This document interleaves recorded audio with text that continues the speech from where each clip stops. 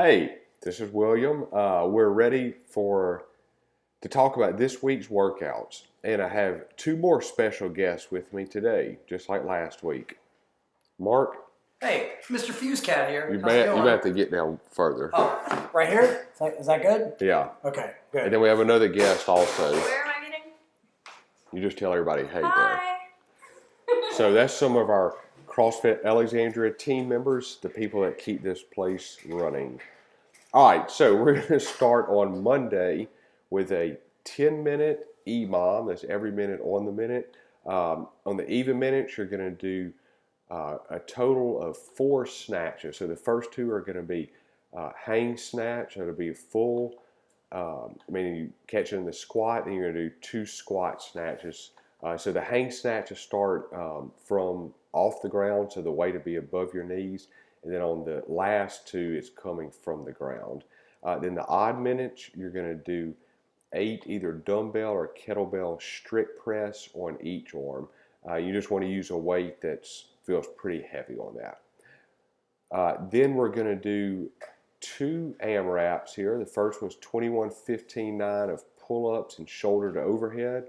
You're going to rest 15 minutes and 21-15-9 of box jumps and sit-ups. So when we're doing a lot of our program, one thing we like to do is combine pulling movements and pressing movements together, so you really get an opposite motion there, and most of the time you're using opposite muscles when you do that. So just a little tidbit on that pull-up and shoulder press. It doesn't always work out that way, but most of the time you'll never see something that's too pressing movements or 2 pulling movements. So, most of the time we're not going to do a workout that just goes back and forth between push-ups and push press. If we were trying to train muscle endurance, maybe we would do that. But for what we do here, it's really not necessary to do that.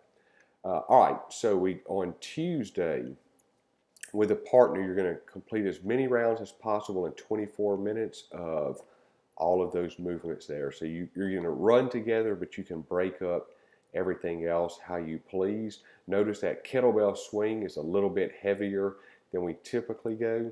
On the pistols, if you're not able to use pistols yet, you'll do goblet squats instead. We'll also have a sub for handstand push-ups if you need it. On Wednesday, we're going to do every minute on the minute for 10 rounds. On the even minutes, you're going to do 3 hang power cleans and then 3 jerks. So you're going to do all 3 hang cleans and then all 3 jerks. Right, Fuse? Right. And then on the odd minutes, you're going to do 10 perfect push-ups. When we say perfect, we really want you to just slow it down on these. You're not going to be worming up or letting your hips shoot up in the air. We want a perfectly flat body. The coach would go over that to kind of give you some of those cues to get into that perfect push-up. So if you have to break those reps up, that's fine. That's what we want you to do. Even if it's taking you a little too long, we'd rather you cut the reps down and do them perfect. Then for 8 minutes, you're going to do as many rounds as possible of 10 toes to bar and 30 double unders.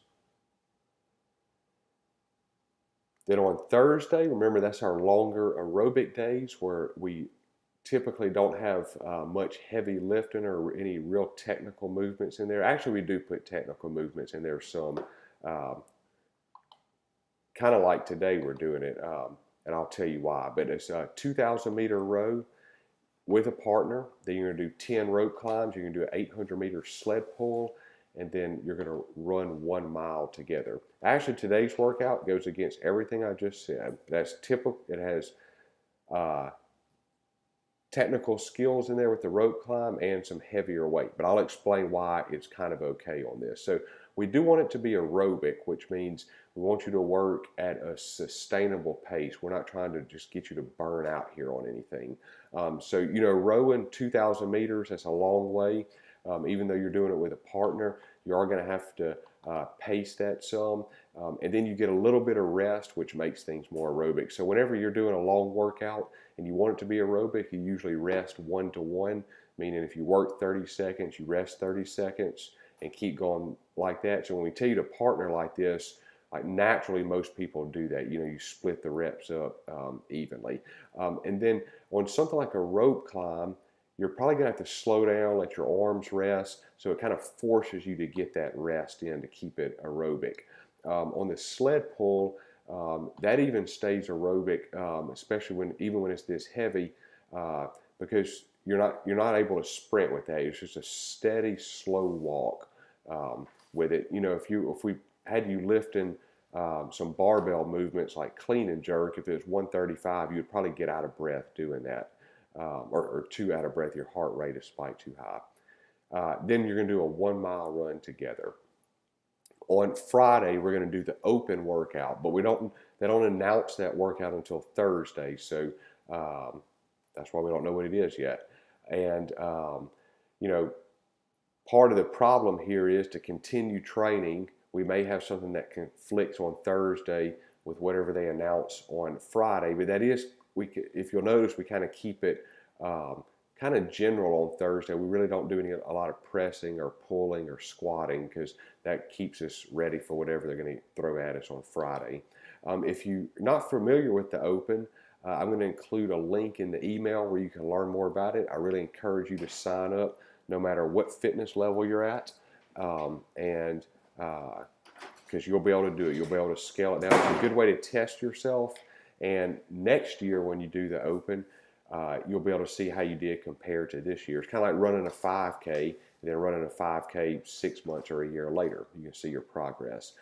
Then on Saturday, we have a workout.